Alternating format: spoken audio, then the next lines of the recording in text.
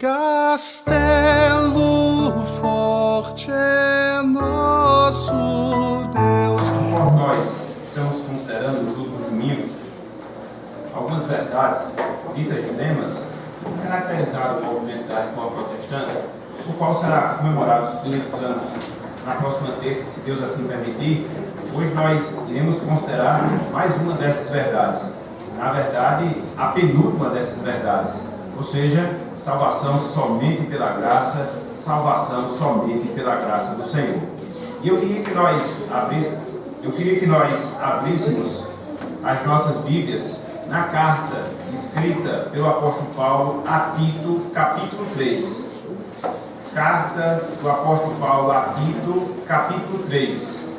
Vamos ler o texto que nós encontramos do versículo 1 até o versículo 7. Tito 3, versículos de 1 até o verso número 7. Assentados como todos estão, irão acompanhar a leitura que nós iremos fazer. Tito 3, versículos de 1 até o versículo número 7. Diz o seguinte, meus irmãos e amigos, a palavra de Deus. Lembra-lhes que se sujeitem aos que governam, às autoridades. Sejam obedientes, estejam prontos para toda boa obra, não difamem a ninguém, nem sejam altercadores, mas cordatos, dando provas de toda a cortesia para com todos os homens. Pois nós também, outrora, éramos nécios, desobedientes, desgarrados, escravos de toda sorte de paixões e prazeres, vivendo em malícia e inveja, odiosos e odiando-nos uns aos outros. Quando, porém, se manifestou a benignidade de Deus, nosso Salvador, e o seu amor para com todos, não por obras de justiça praticadas por nós, mas segundo sua misericórdia, ele nos salvou mediante o lavar regenerador e renovador do Espírito Santo, que ele derramou sobre nós ricamente, por meio de Jesus Cristo, nosso Salvador, a fim de que, justificados por graça, nos tornemos seus herdeiros, segundo a esperança da vida eterna. Até aqui, até o versículo 7. Que o Senhor nos abençoe e que Ele aplique a sua santa palavra em nossos corações. Amém. Meus irmãos, minhas irmãs, se nos fosse questionado, se nos fosse perguntado, como é que nós definiríamos em apenas uma palavra a nossa salvação, qual seria, meus irmãos, qual seria, minhas irmãs, a palavra que nós utilizaríamos? Repetindo, se nos fosse perguntado, se nos fosse questionado, que respondêssemos em apenas uma palavra, em apenas uma expressão, como é que nós poderíamos resumir toda a nossa salvação? Que palavra nós utilizaríamos? Dentre várias palavras, meus irmãos e irmãs, que nós poderíamos mencionar, que nós poderíamos dizer, que resume todo o processo da nossa salvação, há uma que não poderia jamais deixar de ser mencionada por cada um de nós, ou seja, a palavra graça, ou, de maneira mais direta, o favor imerecido. Falar acerca da nossa salvação, falar acerca da nossa redenção, envolve diretamente essa palavra, ou seja, a graça e a graça de Deus. Era justamente essa mesma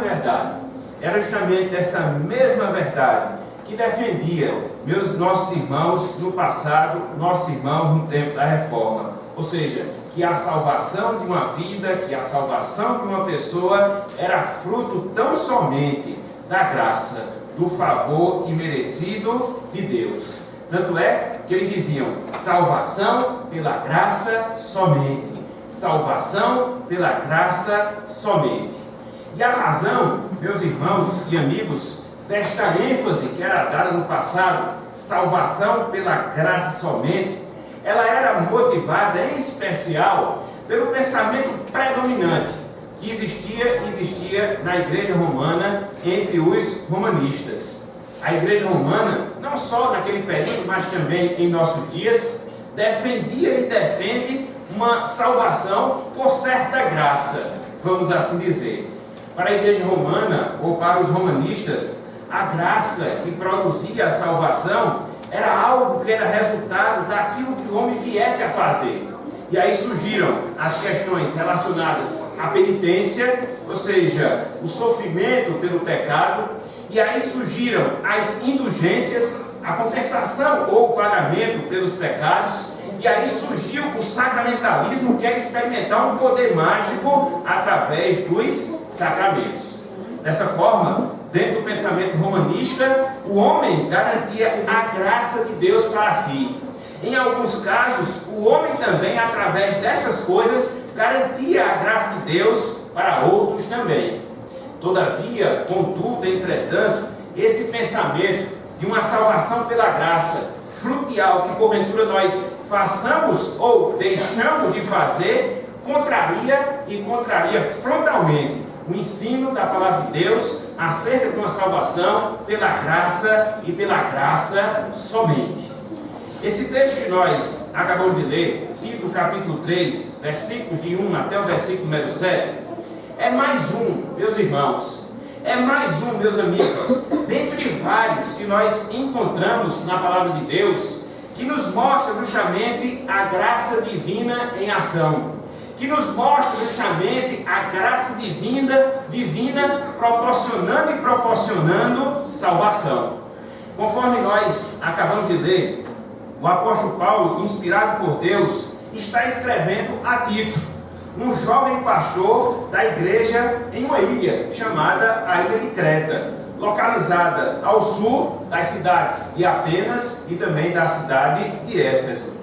Os cretenses, como assim eram chamados, eles eram tidos como pessoas mentirosas, mal educadas e preguiçosas.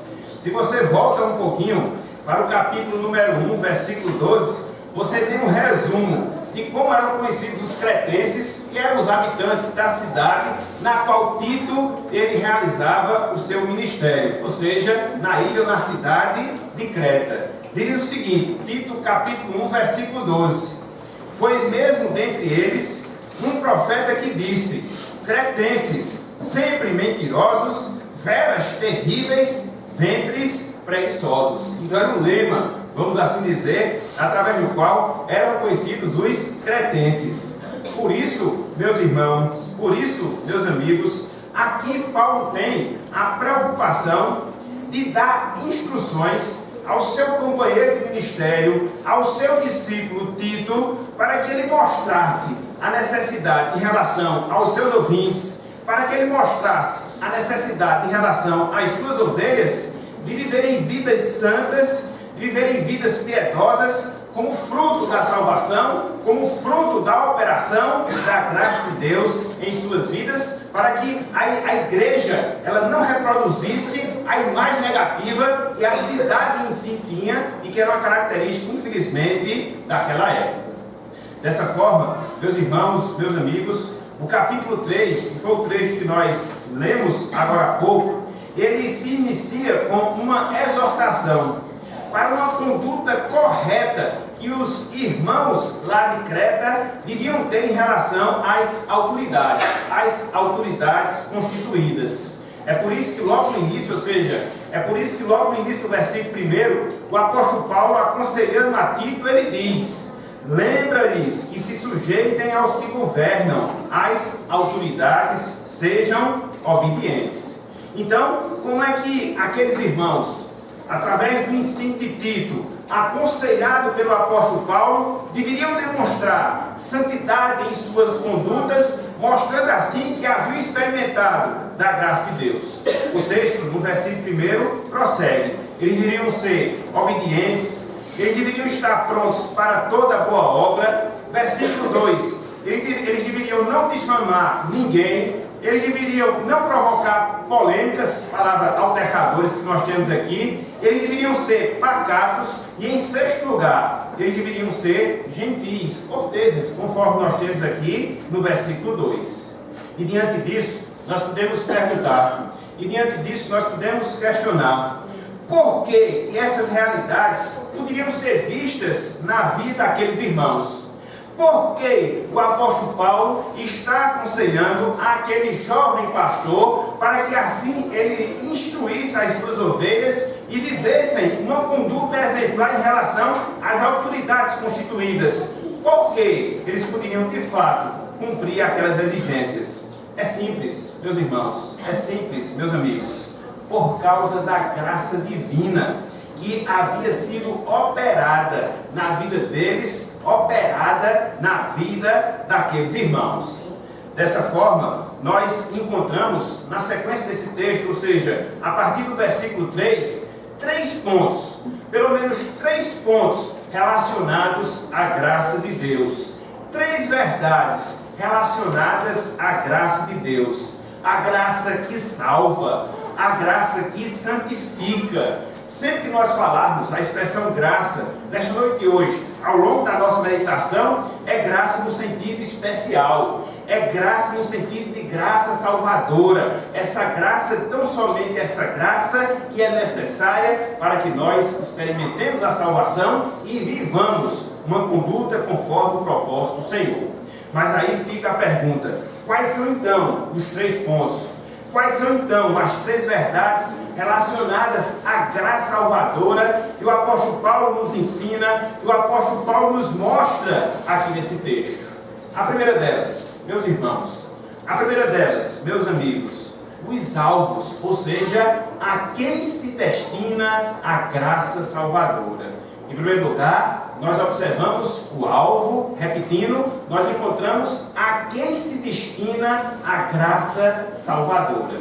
Vejam aí, versículo de número 3, Tito 3, verso 3. O texto assim nos diz: pois nós também, outrora, éramos nécios, desobedientes, desgarrados, escravos de toda sorte de paixões e prazeres, vivendo em malícia e inveja, odiosos e odiando-nos uns aos outros. Então, aqui no verso número 3, nós vemos, meus irmãos, nós vemos, meus amigos, a descrição que o apóstolo Paulo, inspirado por Deus, faz daqueles a quem é destinada a graça especial de Deus, a graça salvadora do Senhor. Dito de outra forma, que tipo de pessoa experimenta da graça de Deus? Qual é o perfil que é encontrado nas pessoas que experimentam essa graça de Deus? O texto em si, ele nos diz: os nécios, os desobedientes, os desgarrados, os escravos das paixões e prazeres, os maliciosos, os invejosos, os odiosos. Esse tipo de pessoa é que experimenta da graça salvadora, da graça redentora de Deus. É interessante, meus irmãos, é interessante, meus amigos, nós observarmos que no versículo número 1, no versículo número 6, Paulo ele faz a exortação para que Tito instruísse as suas ovelhas a fim de que eles tivessem 6 comportamentos. E aqui no versículo número 3, nós vemos 6 descrições da vida ou das pessoas que experimentam da graça de Deus. Mas não só isso. Percebamos ainda, aqui nesse verso número 3, que Paulo ele diz, nós também, que Paulo diz, éramos, ou seja, ele está se referindo a ele mesmo, ou seja, ao próprio apóstolo Paulo. Ele está se referindo a Tito, para quem ele escreve a carta. Ele está também se referindo aos irmãos liderados pelo irmão ou pelo pastor Tito, ou seja, o amigo e ministério de Paulo. Então, o que é que isso nos ensina?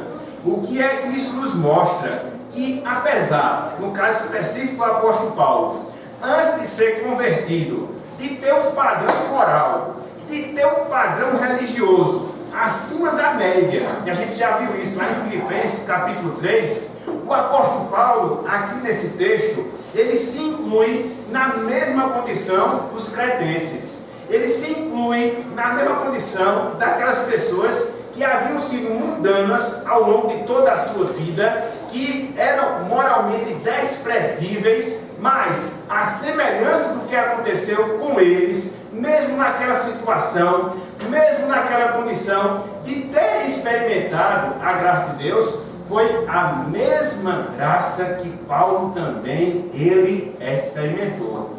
O que nos ensina, o que nos mostra, dentre várias coisas, que é também essa mesma graça que faz parte da vida daquelas pessoas que são alcançadas pela graça de Deus. Não há distinção em si, não há diferença em si. Isso vai ficar mais claro na medida que nós formos prosseguindo na nossa meditação.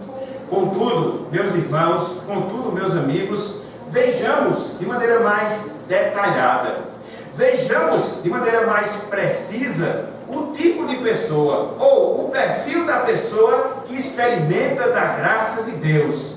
Em primeiro lugar, Paulo fala aqui de nécios. Quem são esses nécios? O que significa isto aqui que o apóstolo Paulo nos mostra? Nécios, meus irmãos, nécios, meus amigos, são pessoas destituídas de entendimento. Nécios são pessoas incapazes de entender por si mesmas as coisas de Deus, as verdades de Deus. É por isso que, vez por outra, a Bíblia menciona os nécios. E o que é uma pessoa nécia? Dentro desse contexto, dentro desse significado bíblico, são pessoas, repito, destituídas de entendimento, são pessoas, repito, incapazes de entender as coisas de Deus. Então aqui nós encontramos o primeiro traço, vamos assim dizer. Aqui nós encontramos a primeira característica de uma pessoa que recebe, que experimenta a graça salvadora de Deus, ou seja, é uma pessoa nécia, sem entendimento, incapaz de compreender as coisas de Deus. Mas não somente esse qualificativo, vamos assim dizer. O apóstolo Paulo fala acerca dos desobedientes. O segundo perfil, vamos assim dizer, as pessoas que experimentam a graça de Deus. E o que significa em si essa expressão? O que é que ela nos ensina em si? Esses desobedientes que nós encontramos aqui, meus irmãos, meus amigos, são pessoas que não atentam para as ordens dadas pelas autoridades, seja em que nível for. São pessoas insubmissas. São pessoas que não se sujeitam àqueles que estão sob sua autoridade. Então, esse tipo de pessoa, esse tipo de gente também experimenta a graça salvadora de Deus. Então, nós temos os nécios, então nós temos os desobedientes, mas não só isso, não só isso. O apóstolo Paulo, ele fala também dos desgarrados. O que é que significa essa expressão? O que é que significa essa palavra? Desgarrados aqui tem a ver com pessoas que vivem fora da realidade. Tem a ver com pessoas que vivem fora de padrões morais. Para estas pessoas, a liberdade é viver no pecado. Para elas, a liberdade é viver contrariamente à palavra de Deus. Por isso Paulo as chama de desgarradas. Então você tem aqui os nécios, você tem aqui os desobedientes, você tem aqui os desgarrados. Mas não só isso, não só isso. Em quarto lugar, ele mostra escravos das paixões e prazeres. O que vem a ser isso? São pessoas, meus irmãos, minhas irmãs, que dão vazão a todos os seus desejos. São pessoas que dão vazão a toda a sua vontade, seja ela explicitada nos vícios, seja ela explicitada nas relações ilícitas, seja ela explicitada na desonestidade.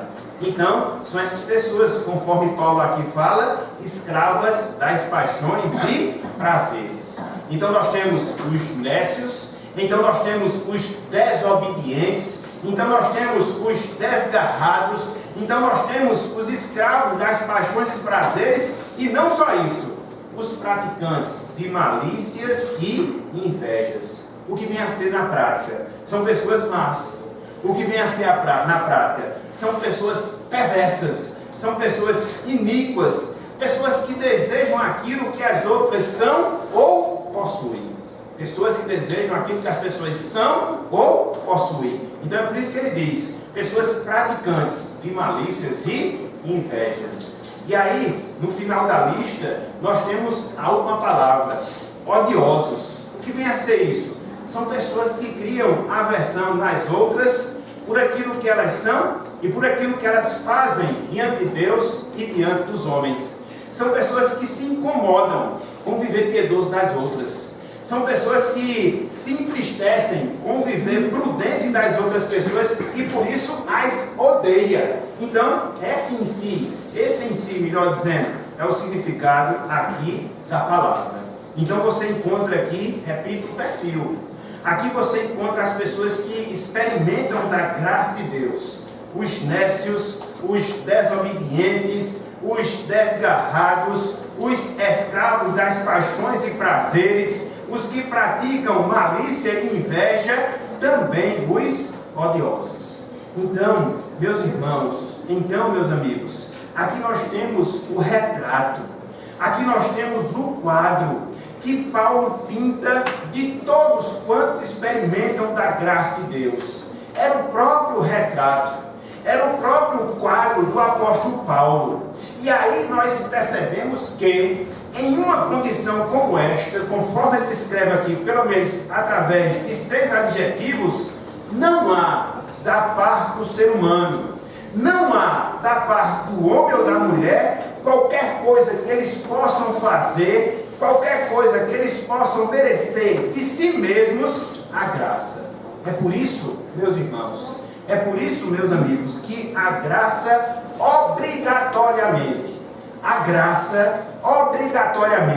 ela tem que ser um favor imerecido, ela tem que ser um favor que é dado, ela tem que ser um favor que é concedido a quem não vale nada, a quem não pode nada, a quem é incapaz de por si mesmo fazer alguma coisa para receber. Aqui nós encontramos a essência, aqui nós encontramos a natureza da graça. É por isso que graça, ela tem que ser de graça. É por isso que a graça é um favor destinado a quem não merece. É por isso que a graça, ela é destinada a quem não pode fazer nada para merecê-la. Então, o apóstolo Paulo, aqui no versículo 3, ele mostra justamente o perfil. Ele mostra justamente as características daquelas pessoas. A semelhança dele, apesar de toda a sua formação religiosa, apesar de toda a sua condição moral, mas ele se incluía naquela situação, ou seja, nas características de quem recebe e recebe a graça de Deus. Por isso, ela é um favor imerecido. Então, em primeiro lugar, o que é que nós encontramos? Nós encontramos o alvo da graça. A quem se destina a graça salvadora de Deus. Mas não só isso. Em segundo lugar, na segunda divisão da nossa meditação, nós encontramos a manifestação. Nós encontramos a manifestação da graça salvadora. Em primeiro lugar, o alvo da graça salvadora, repito, a quem se destina a graça salvadora. E em segundo lugar, a manifestação dessa graça salvadora. Acompanhe conosco, por favor, versículos 4 e também o versículo número 5 até o versículo número 6. Tito 3, 4, 5 e 6. Diz o seguinte, a palavra de Deus. Quando, porém, se manifestou a benignidade de Deus, nosso Salvador, e o seu amor para com todos, não por obras de justiça praticadas por nós, mas segundo sua misericórdia, ele nos salvou, mediante o lavar regenerador e renovador do Espírito Santo, Verso 6. Que Ele derramou sobre nós ricamente, por meio de Jesus Cristo, nosso Salvador. Então, o que é que nós encontramos aqui nesses 3 versos? De maneira bem resumida, nós encontramos a descrição, meus irmãos, meus amigos, que o apóstolo Paulo, inspirado por Deus, faz sobre a manifestação, sobre a revelação da graça de Deus. Percebamos logo no início do trecho, percebamos logo no início do versículo 4, que o apóstolo Paulo diz: quando porém se manifestou. Ele está como que fazendo um contraste daquilo que os cretenses eram, conforme nós vimos no versículo 6, mas aí a situação não ficou naquele nível, naquela condição, não. Mas a graça de Deus se manifestou, a graça de Deus se revelou, não só a Paulo, a Tito, mas também a aqueles irmãos.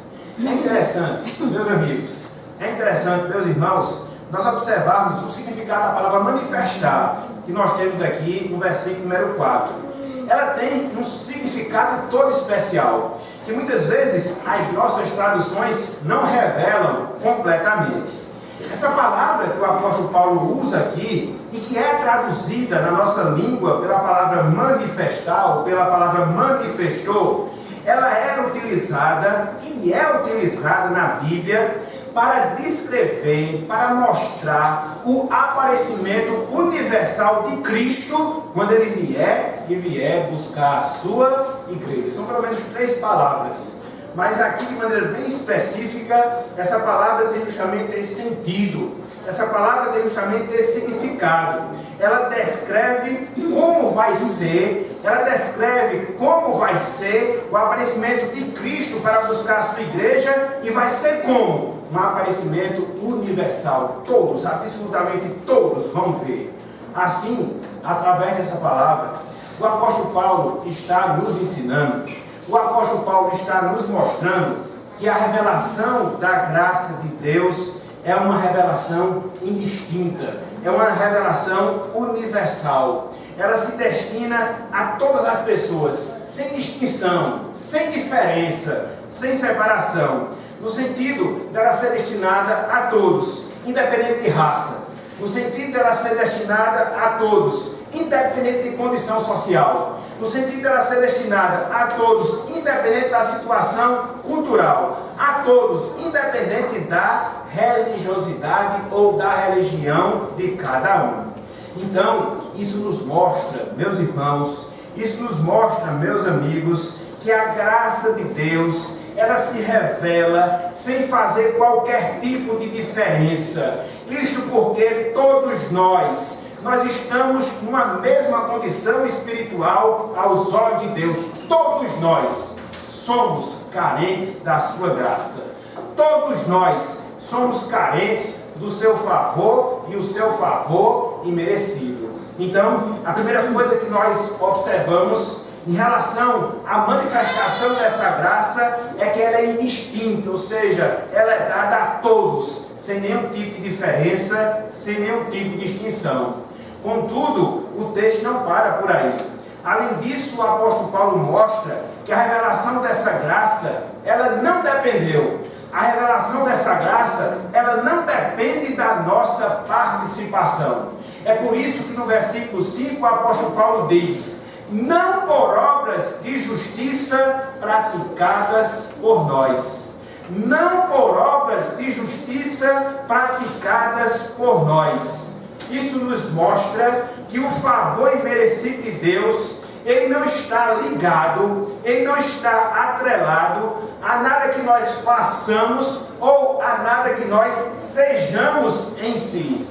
Daí nós compreendemos, daí nós concluímos o grande erro, pelo menos um dos grandes erros que nós encontramos no romanismo, na igreja romana, que pretende garantir a graça para si, que pretende através de obras, sejam penitências, sejam indulgências, sejam os sacramentos em si, pretendem com isso alcançar a graça de Deus, o favor de Deus. Não, não, não. A graça é graça. Nós, meus irmãos, Nós, meus amigos, não podemos garanti-la de nós mesmos. A graça, ela é de graça.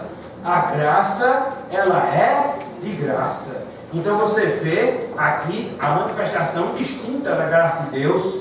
Você observa que essa graça manifestada, ela não depende em si da nossa participação. E não só isso, essa revelação da graça, ela tem um objetivo, ela tem uma finalidade específica. Ou seja, a graça especial de Deus é para a nossa salvação. É por isso que no versículo 5 o apóstolo Paulo diz: Ele nos salvou. Ele nos salvou. A palavra salvação, que nós temos aqui, o verbo em si, em que é escrita essa palavra, refere-se a algo que aconteceu no passado, mas traz desdobramentos para a nossa vida ainda no presente. Então, não é algo que aconteceu no passado e lá ficou, não. Mas foi algo que aconteceu no passado e gera e continua gerando benefícios àquelas pessoas que foram salvas.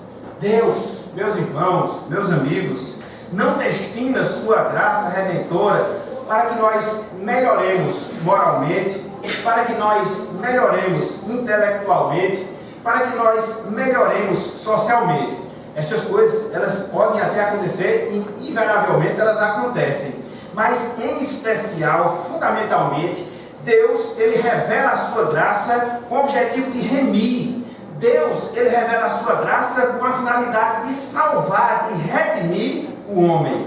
Nada, absolutamente nada, além da graça de Deus, pode proporcionar resultado salvador, pode proporcionar resultado salvífico ao homem. Não, somente a graça de Deus. Então você tem uma graça que se manifesta, que se revela a todos indistintamente. Você tem uma graça que se revela não dependendo da nossa participação em si. Você tem a graça que se revela com o objetivo de nos salvar, mas não só isso. Essa graça que se revela, essa graça toda especial que se revela, ela produz, meus irmãos, ela produz, meus amigos, vivificação e uma nova realidade espiritual. Essa graça salvadora de Deus que se revela, ela produz vivificação, ela produz uma nova realidade espiritual. É por isso que ainda no versículo 5, o apóstolo Paulo diz: lavar regenerador do Espírito Santo. A palavra regenerar, que nós temos aqui no versículo 5, significa gerar de novo, significa fazer nascer de novo.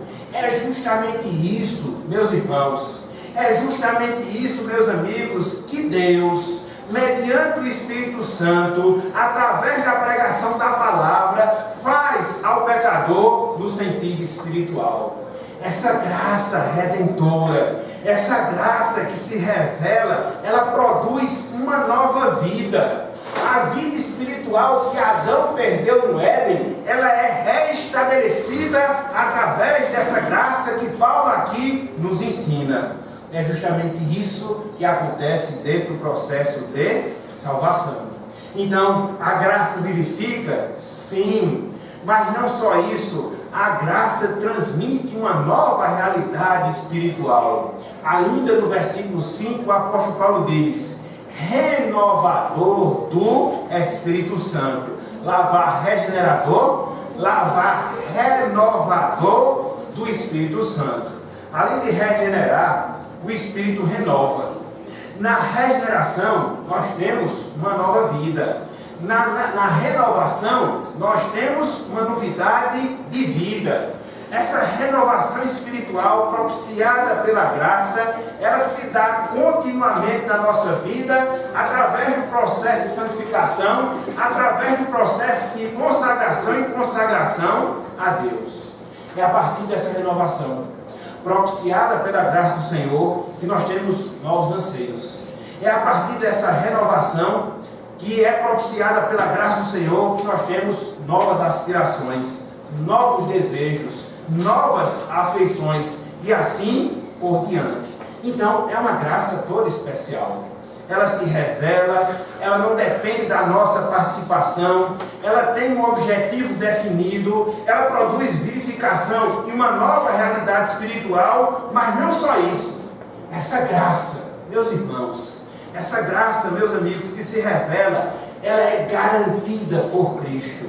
Essa graça, ela é garantida por Cristo. Vejam aí, versículo de número 6, Tito capítulo 3, versículo de número 6. A palavra de Deus aqui nos ensina que Ele derramou sobre nós ricamente por meio de Jesus Cristo, nosso Salvador. Então, a obra regeneradora, a obra vivificadora, produzida nas nossas vidas, através do Espírito, pela graça de Deus, é fruto, é resultado da obra de Cristo. Cristo é o mediador da graça. A partir da obra de Cristo, a graça de Deus, ela é experimentada na vida do ser humano. Não é, meus irmãos, não é, meus amigos, qualquer demonstração. Mas conforme o apóstolo Paulo aqui nos ensina, é uma demonstração abundante. É uma demonstração plena. É por isso que ele diz que Ele derramou sobre nós ricamente. A palavra ricamente aqui significa abundantemente. A palavra ricamente aqui significa plenamente. Então, em termos práticos, isso significa dizer que as bênçãos da ação do Espírito Santo regenerando, as bênçãos da ação do Espírito Santo renovando a partir da graça, se tornam reais, porque Cristo, através da sua obra, as garantiu a cada um de nós. Louvado seja Deus por essa grande bênção. Foi a morte de Cristo, foi a sua ressurreição, mas, sobretudo, foi a sua ascensão aos céus que garantiu a vida do Espírito Santo. O Espírito Santo que regenera, o Espírito Santo que renova, a fim de tornar a graça de Deus real e real em nossas vidas. Que maravilha, meus irmãos, que maravilha nós temos aqui no ensino da palavra de Deus. Então, no primeiro momento, o que é que nós temos? O alvo da graça salvadora. Quem são? Paulo dá aquela lista de 6 qualidades, 6 características, o perfil de quem experimenta a graça de Deus. Depois, ele fala acerca da manifestação dessa graça, que não dependeu da nossa participação, que teve um objetivo definido, ou seja, nos salvar, que produz vivificação de uma nova realidade espiritual, que é garantida através da obra de Cristo. Mas não só isso. Em terceiro lugar, nós temos aqui também nesse texto o propósito da graça salvadora. Qual é a finalidade? Qual é o objetivo dessa manifestação, dessa revelação da graça salvadora de Deus? Versículo número 7. Versículo número 7. A palavra de Deus aqui nos ensina: a fim de que, justificados por graça, nos tornemos seus herdeiros, segundo a esperança da vida eterna. Repetindo: a fim de que, justificados por graça, nos tornemos seus herdeiros, segundo a esperança da vida eterna. Aqui nesse texto, meus irmãos, meus amigos, do versículo 7, o apóstolo Paulo nos diz que a finalidade da graça de Deus, aqui no caso, da graça que nos justifica, da graça que nos declara perdoados, da graça que nos declara justos diante de Deus, é nos tornar seus herdeiros. Ou seja, é nos tornar herdeiros e herdeiros do Senhor. Essa condição, meus irmãos, essa condição, meus amigos, se baseia na esperança que nós temos do gozo eterno. Essa esperança se baseia na esperança que nós temos da nossa salvação consumada, finalizada em si. Em outras palavras, o apóstolo Paulo está dizendo que a graça salvadora nos fez filhos e filhas de Deus. Portanto, a graça salvadora nos fez herdeiros do Senhor. Se antes, meus irmãos, Se antes, minhas irmãs, nós éramos filhos e filhas das trevas, sem nenhuma perspectiva, sem nenhuma esperança, quer seja neste mundo, quer seja nesta vida, quer seja no mundo por vir, agora não. Agora não mais. Agora não mais. A graça salvadora nos faz aguardar, meus irmãos. A graça salvadora nos faz aguardar, minhas irmãs, o momento em que essa filiação ela se tornará plena, em que a nossa filiação em relação a Deus se tornará completa. Ela já é real? Sim, com toda certeza, porque nós somos filhos e filhas de Deus. Mas essa filiação não se consumou ainda, porque nós ainda não estamos na presença de Deus. Hoje nós gozamos dos privilégios dos filhos de Deus? Sim, como que uma introdução, como que uma preparação, como que um antigozo. Contudo, em um dia, em um determinado dia, nós seremos unidos a Deus em glória e para a glória eterna. É a graça salvadora do Senhor. É o favor imerecido de Deus que nos faz ter essa visão, que nos faz ter essa esperança, que nos faz ter essa perspectiva. A graça de Deus, meus irmãos, minhas irmãs, é algo real nas nossas vidas, que transforma a nossa condição atual, sim, mas não só isso. A graça de Deus é algo real que nos dá uma visão positiva em relação ao nosso futuro. Olha só que coisa maravilhosa. Olha só que coisa extraordinária. Então, é justamente com esse fim, é justamente com esse propósito que se revela a graça salvadora de Deus, o seu favor imerecido, para que nós nos tornemos herdeiros de Deus, para que nós aguardemos a consumação da nossa filiação, quando nós, em glória, estivermos juntos e para sempre juntos na presença do nosso Deus em Cristo Jesus. Então, nesse texto, meus irmãos, nesse texto, meus amigos, nós encontramos o apóstolo Paulo nos ensinando 3 verdades acerca da graça salvadora de Deus. Segundo Martinho Lutero, esse assunto da graça salvadora era um assunto através do qual a igreja ficava de pé ou caía. Ou ela cria e vivenciava isso, ou ela caía. Então, o que nós vimos? 3 pontos. Os alvos da graça salvadora de Deus, a quem se destina, a manifestação da graça salvadora de Deus, como ela se revela, e o propósito da graça salvadora de Deus. Mas diante disso, quais são as lições? Diante disso, quais são as verdades que nós podemos aplicar e aplicar em nossas vidas? Algumas, meus irmãos, algumas, meus amigos. Em primeiro lugar, meus irmãos, minhas irmãs, a experiência da graça, ela afeta a nossa vida como um todo. A primeira lição, para nós, crentes em Cristo Jesus, a experiência da graça, ela afeta a nossa vida como um todo. Não há, meus irmãos e irmãs, como nós experimentarmos a graça de Deus sem que a nossa vida não seja afetada. E quando eu falo afetada, é afetada no sentido positivo. Não há como eu, como você, como cada um de nós, experimentarmos essa graça salvadora, que isso não impacte, que isso não atinja a nossa vida no sentido positivo em si. Há com toda certeza uma mudança inevitável. Há com toda certeza uma mudança que se revela, que se mostra, que se manifesta. Quando isso não acontece, quando isso não ocorre, aí nós temos um grande motivo que nós devemos nos preocupar. Se você diz que experimenta da graça salvadora de Deus, se você diz que experimenta do favor imerecido de Deus, no seu sentido salvador, e não há uma mudança, não há uma diferença, não há um impacto, isso é preocupante. Não foi sem razão que o apóstolo Paulo baseou a exortação que ele fez a Tito, para que Tito lembrasse os cretenses quanto à necessidade que eles tinham de viverem submissos às autoridades, e ele amarra aquela exortação à condição espiritual deles, pelo fato de eles terem sido agraciados, pelo fato de eles terem sido lavados, regenerados, vivificados. Então é assim, é sempre assim. A graça não é barata. A graça, ela vai se manifestar, ela vai impactar naturalmente as nossas vidas, numa intensidade ou outra. mas que ela tem que impactar, obrigatoriamente ela tem que impactar. Não que dependa de nós, mas sim é fruto da divina semente que foi operada em nossas vidas. E aí, nós devemos nos questionar: será que nós estamos manifestando a graça de Deus?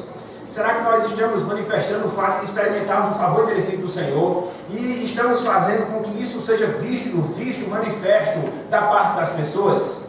Então, nós devemos nos questionar, nós devemos nos perguntar em relação a esse ponto. Mas não só isso. Em segundo lugar, meus irmãos, minhas irmãs, o entendimento da graça divina da salvação nos auxilia, nos ajuda em um correto relacionamento com Deus e com os homens. O entendimento acerca da graça de Deus, nos auxilia, nos ajuda em um correto relacionamento com Deus e com os homens. Compreender que a salvação é uma demonstração do favor imerecido de Deus nos humilha, nos rebaixa, no sentido em si da palavra. Ela tira de nós a força de exigirmos alguma coisa de Deus, tira completamente, principalmente em relação à sua salvação. E isso, meus irmãos, e isso, minhas irmãs, é fundamental, sobretudo nos dias em que nós vivemos hoje, onde as pessoas lidam, onde as pessoas procuram, vamos assim dizer, se relacionar com Deus, fazendo exigências a Deus. Deixa de fazer isso, tem que fazer aquilo outro. Não. Isso não existe em absoluto, isso não existe em absoluto. Nós devemos nos colocar no local em que nos pertence. Somos servos agradecidos. Somos o que somos pela graça de Deus e pela graça de Deus somente. Então, quanto mais nós aprendemos acerca dela, quanto mais nós a experimentamos em nossas vidas, mais nós nos humilhamos na presença de Deus, reconhecendo o seu amor, a sua graça, a sua misericórdia e a sua benignidade em relação às nossas vidas. Mas não só isso. A compreensão da graça de Deus produz também um efeito positivo no relacionamento que nós temos com as demais pessoas. Saber que, se experimentamos a graça, é pela graça, isso não nos faz melhores do que ninguém. Repetindo, saber que, se experimentamos da graça, é pela graça, isso não nos faz melhor do que ninguém. Às vezes, meus irmãos, minhas irmãs, nós temos a tendência de nos acharmos melhor do que as pessoas não salvas. De fato, nós pertencemos à família de Deus. De fato, repousa sobre nós o Espírito Santo e tantas outras bênçãos que nós poderíamos elencar. Contudo, a graça que nos garante essas bênçãos hoje, ela se deu em nossas vidas quando nós éramos pecadores, assim como as pessoas não regeneradas hoje são, da mesma forma, da mesma maneira. Então, temos algum privilégio? Não. Que fomos alcançados assim como elas estão hoje. Fomos alcançados na condição que elas estão hoje. Então, para quê? Ficar olhando com soberba. Para quê? Ficar olhando com desprezo. Assemelhando a postura e o sentimento que os fariseus tinham em relação às demais pessoas, o resto é o resto. Então, quando nós temos o entendimento correto, quando nós temos o entendimento verdadeiro da graça de Deus, não passa nos nossos corações tal sentimento. Temos privilégios? Sim. Foram conquistados por Cristo na cruz com toda certeza. Mas nós nos encontrávamos quando recebemos tais bênçãos na mesma condição em que elas estão hoje. Nós não éramos melhores do que elas em nada. Absolutamente em nada. Em nada e em nada mesmo. Em outros momentos, meus irmãos, minhas irmãs, nós temos em relação a essa falta de compreensão do que seja a graça de Deus, uma dificuldade imensa de podermos perdoar aquelas pessoas que nos prejudicou. Muitas vezes, nós, pelo menos no íntimo, achamos melhor que as demais.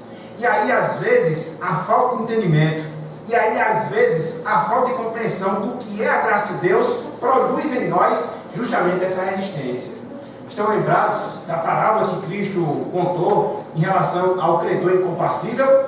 Aquele homem que havia recebido um perdão grandioso, infinito, mas reteve o perdão de pecados ou uma dívida menor, bem menor, infinitamente menor daquele que tinha recebido. O que é isso? O que é que isso nos ensina?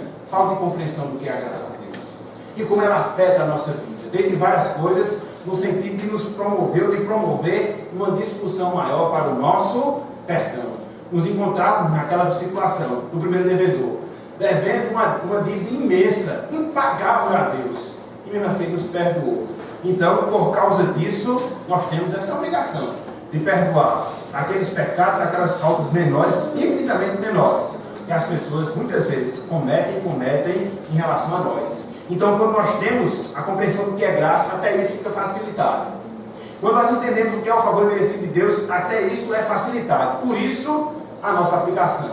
Quando nós temos o entendimento correto da graça, isso nos auxilia no relacionamento com Deus e também no relacionamento com os homens. Em terceiro lugar, meus irmãos, minhas irmãs, o entendimento da graça faz com que nós descansemos na soberania de Deus em nossa salvação. O entendimento da graça faz com que nós descansemos na soberania de Deus em nossa salvação. A graça, conforme nós vimos, é um favor que inicia, é um favor que prossegue, é um favor que é consumado por Deus. A graça, repito, é um favor que inicia, é um favor que prossegue, é um favor que é consumado por Deus. Foi Ele quem tomou a iniciativa de agir favoravelmente em relação a nós. Cristo veio para, através da sua obra, ser o fiador da nova aliança que nos salva, através do qual nós temos essa graça. E é o Espírito Santo que opera essa graça nas nossas vidas. Então, quando nós entendemos todas essas coisas, nós descansamos e confiamos que Deus levará essa obra de salvação a contento. É justamente por causa disso, conforme nós vimos, que a graça de Deus nos faz esperar a salvação no seu sentido consumado, nos faz esperar a salvação no seu sentido pleno. Isso produz em nós conforto, isso gera em nós segurança, isso move os nossos corações para que nós sejamos alegres. Então, repito, o entendimento da graça faz com que descansemos na soberania de Deus em relação à nossa salvação. E por fim, meus amigos, e por fim, minhas amigas, diante de tudo que nós vimos, diante de tudo que nós consideramos, fica um desafio, fica uma lição final para você. Ou seja, clame, mas clame mesmo por essa obra da graça em sua vida. Clame, mas clame mesmo por essa obra da graça em sua vida. Nada, absolutamente nada, a não ser a graça de Deus, pode te livrar do jugo do mundo e também da condição eterna. Não existe, meu amigo, não existe, minha amiga, obra de misericórdia que você possa fazer, obra de misericórdia que você possa realizar. Não existe em você condição de um melhoramento em si que você possa promover, que você possa produzir. Portanto, diante desse quadro, portanto, diante dessa situação, só lhe resta clamar, só lhe resta pedir que Deus haja em benignidade com você. Só lhe resta clamar, só lhe resta pedir que Deus haja em amor com você. Só lhe resta clamar, só lhe resta pedir que Deus seja misericordioso com você. Enfim, rogue pela graça divina. Rogue pela graça divina. Peça a Deus para que o Espírito Santo gere uma nova vida em você.